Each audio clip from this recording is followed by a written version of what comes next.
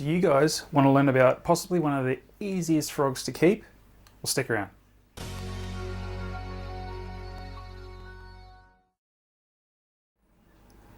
The albino marsh frog, or I guess just marsh frog if you're unable to get a hold of an albino, are hands down one of the easiest frogs to keep.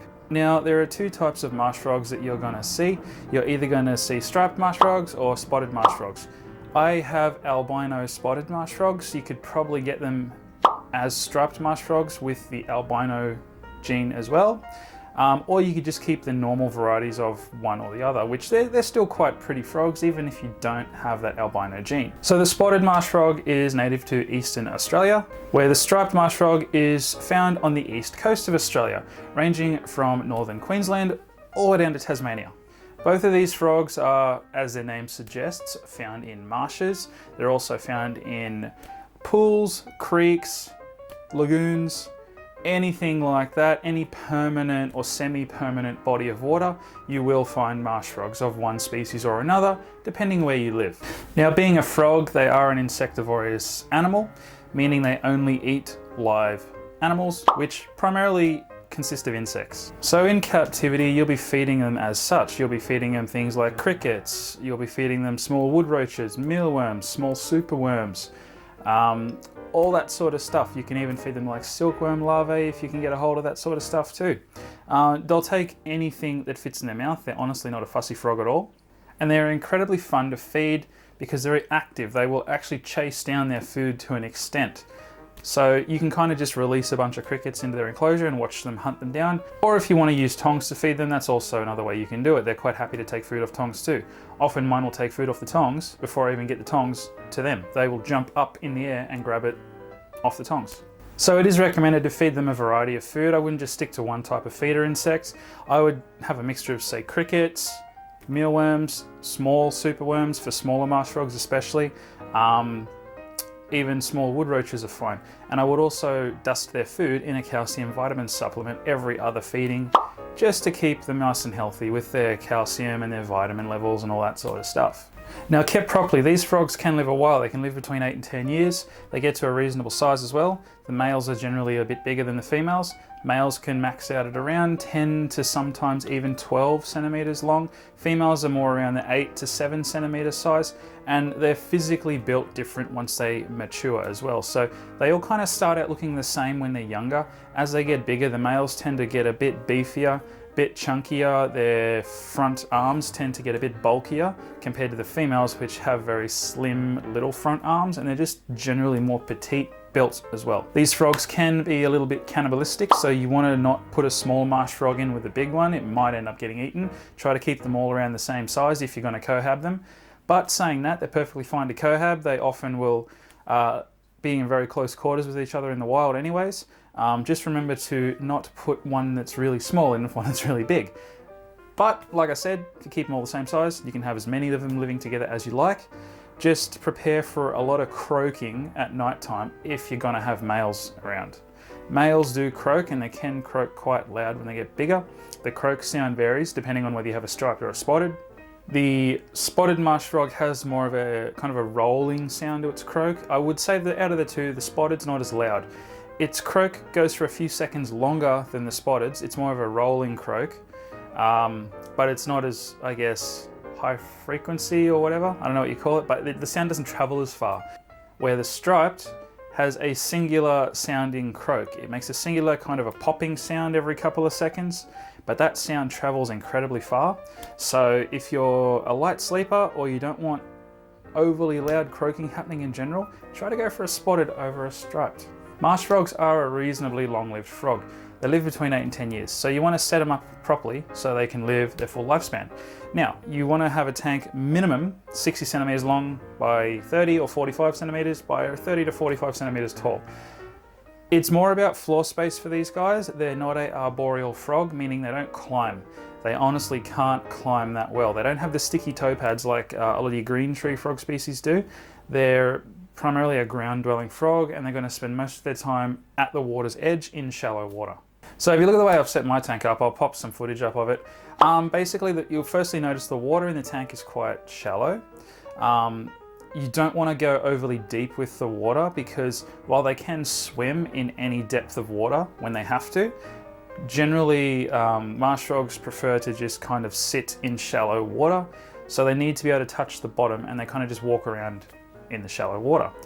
They also like to sit at the water's edge. So though it's kind of the way they hunt, they'll sit with their front legs hanging onto the water's edge, on the edge of the bank or whatever, and they'll just sit there. Their back legs will be kind of free hanging in the water, I guess you'd say, while they're hanging on to the edge with their front legs, and they'll just sit like that. And when like a cricket or any sort of prey item happens to walk past, they will jump out of the water and grab it and go back into the water with it.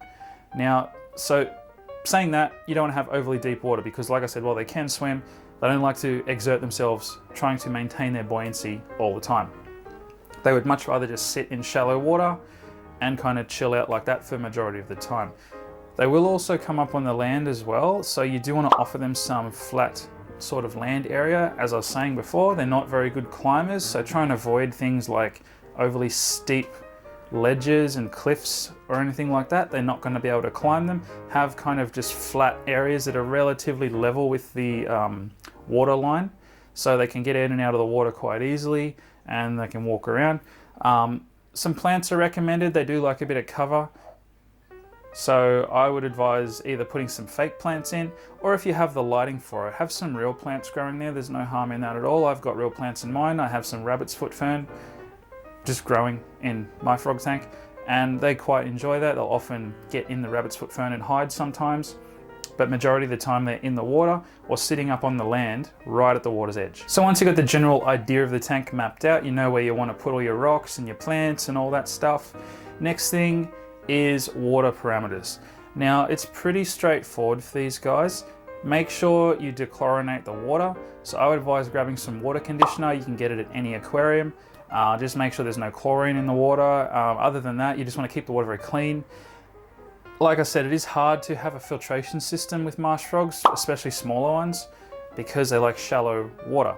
And I'm talking sometimes that water's only a few centimeters deep. Most filters aren't going to run in that sort of shallow water.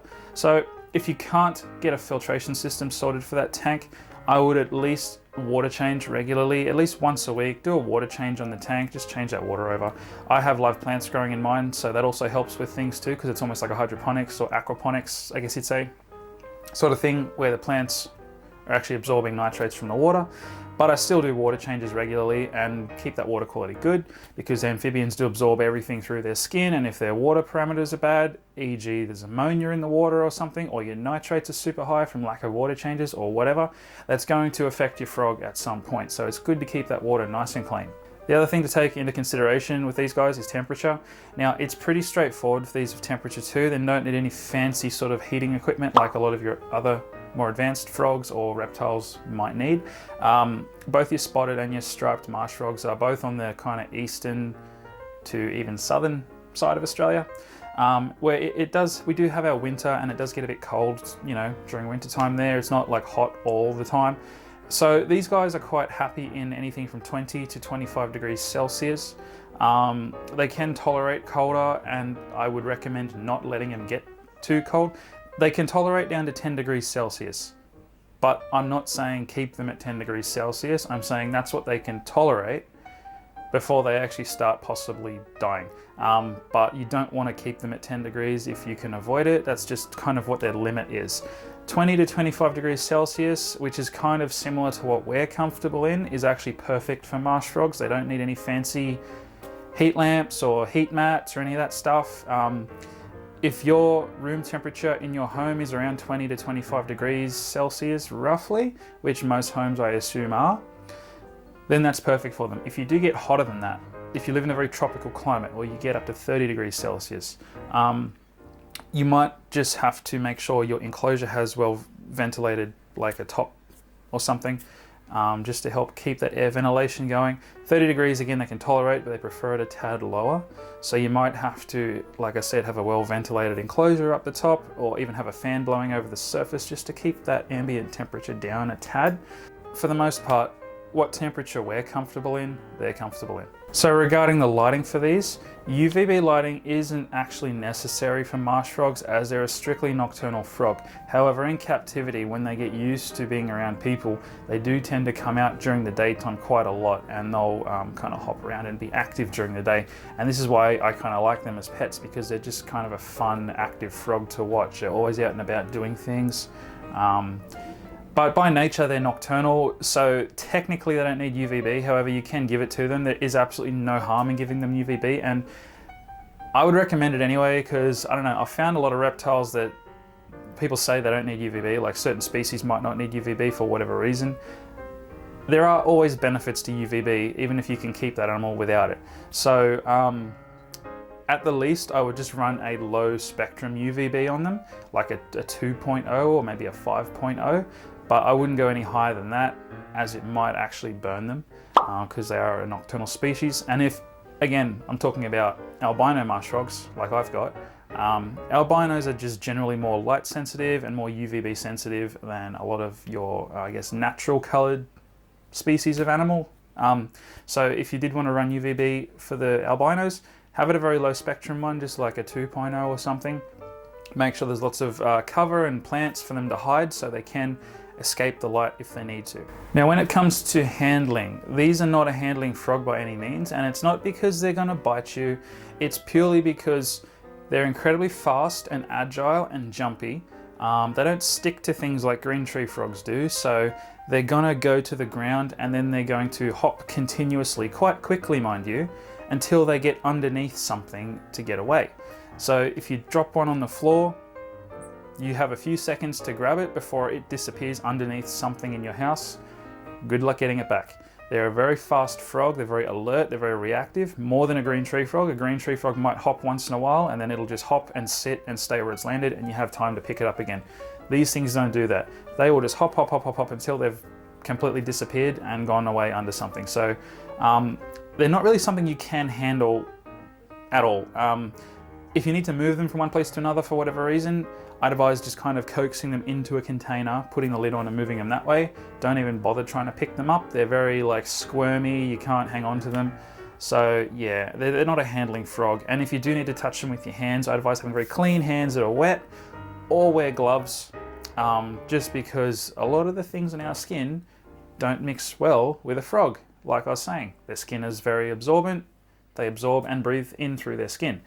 The oils on our hands, any chemicals we've been touching or other random things we've been touching throughout a day, should that get on the frog's skin, it can cause all sorts of problems. It can cause infections.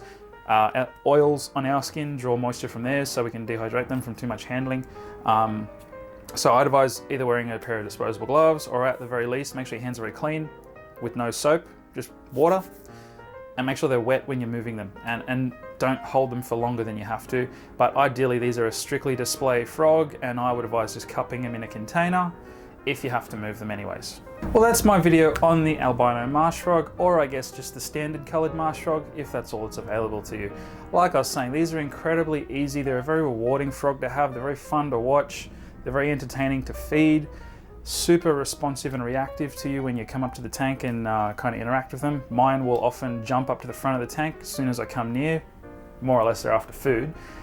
But they're a very easy frog to care for. They can live up to 10 years. They're very rewarding. Don't forget to leave a like. Don't forget to subscribe if you're not subscribed. Hope you've enjoyed today's video. Before I go, guys, one last thing. If you would like to donate to the channel, why not consider buying me a coffee? There's a link in the description to my account. Buy me a coffee is basically a way you guys can donate small sums of money to the channel. That would be the equivalent of buying me a cup of coffee. So click that link and buy me a cup of coffee. But until then, I'll see you in my next one. Bye guys.